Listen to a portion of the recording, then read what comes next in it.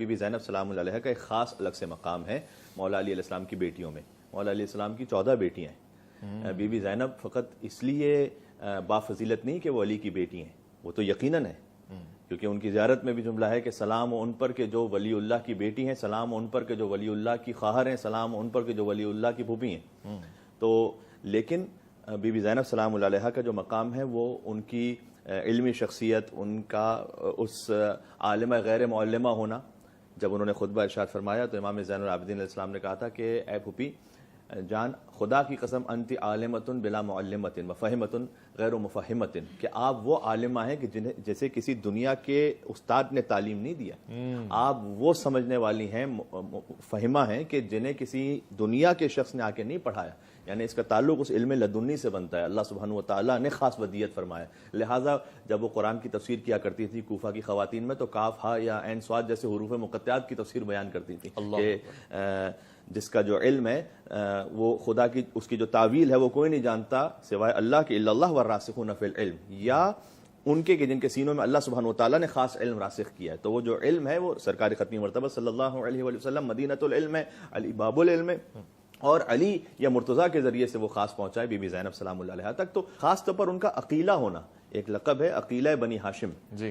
جیسے کہ ابو الفضل عباس علیہ السلام علمدار کربلا، ان کا لقب ہے قمر بنی ہاشم۔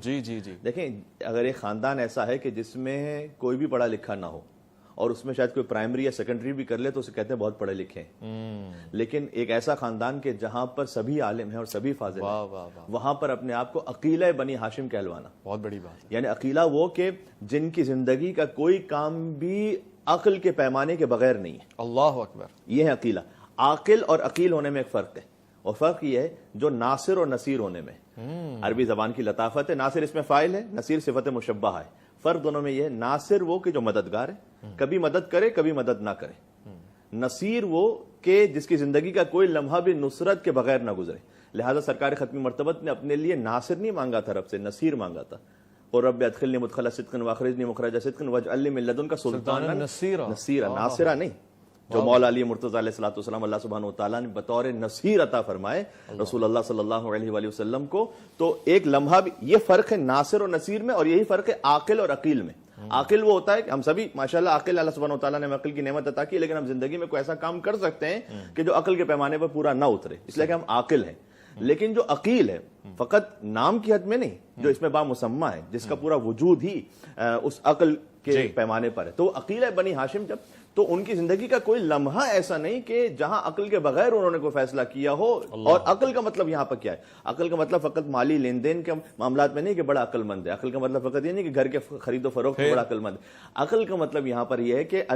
معصوم نے تعریف فرمائی، اصل عقل کیا ہے؟ العقل ما عبد بہ الرحمن واکتسب بہ الجنان، عقل وہ ہے کہ جس کے ذریعے رحمان کی عبادت کی جائے اور جنت کو حاصل کر لیا جائے، یہ اصل عقل ہے۔ تو جس کے پاس یہ عقل ہے اور جس کی زندگی کا لمحہ بلمحہ اس کام میں ہے کہ مجھے اللہ کی بندگی کرنی اور جنت کو حاصل کرنا ہے، وہ ہے بی بی زینب سلام اللہ علیہ۔ لہٰذا ان تمام مصائب کے باوجود بھی کہ جہاں اچھے خاصے شاید مردوں کا حوصلہ جواب دے جائے اور عقل کام کرنا چھوڑ دے اور زبان سے کچھ ادا نہ ہو سکے، ان حالات میں بھی پھر بی بی خطبہ بھی ارشاد فرمائے، اور جب ان پر طنز کیا جائے ظالم کی جانب سے، ابن زیاد کی جانب سے، کہ اللہ نے تمہارے بھائی کے ساتھ یہ کیا اور دیکھو تمہارے ساتھ کیا ہوا، اور وہ قرآن کی آیت کا نعوذ باللہ استعمال کرے کہ اللہ نے وَتُعِزُّ مَن تَشَاءُ وَتُذِلُّ مَن تَشَاءُ، یعنی کہنے کا مقصد ہے کہ اللہ نے تو ہمیں عزت عطا کی، اور آگے میں کیا کہوں اب۔ جب اس وقت بیوی نے فرمایا کہ مَا رَأَيْتُ إِلَّا جَمِيلًا، یہ معراج ہے، اس عقل کی معراج ہے جو اللہ سبحانہ وتعالیٰ نے بی بی زینب سلام اللہ علیہ کو عطا فرمائی، کہ میں نے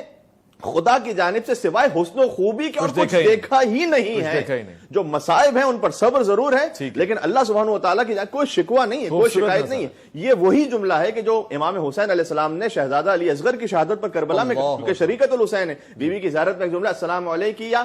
عدیلۃ الحسین، سلام اس پر کہ جو حسین کی عدیلہ ہے، وہ حسین کے جو پنجتن میں سے پانچویں ہیں اصحاب کسا میں سے، ان کی عدیلہ، ان کی ہمسر، ان کی شریک۔ تو لہٰذا کربلا میں جو امام حسین نے کہا تھا نا کہ جب 6 مہینے کا بچہ ہاتھ میں کہا کہ میں خدا تیری رضا پر راضی ہوں، رضن بقضائک و تسلیما لامرک، وہی بی بی نے اپنے الفاظ میں فرمایا دربار ابن زیاد میں کہ ما رأیت الا جمیلا، اللہ کی جانب سے سوائے حسن و خوبی اور جمال والی آنکھ، سلام ہے اس آنکھ پہ جو خوبصورتی خدا کو دیکھ رہی ہے اور مشاہدہ کر رہی ہے، اور اس کے بعد شاکر بھی ہے، شکراً شکرا کے جملے بھی کہہ رہی ہے۔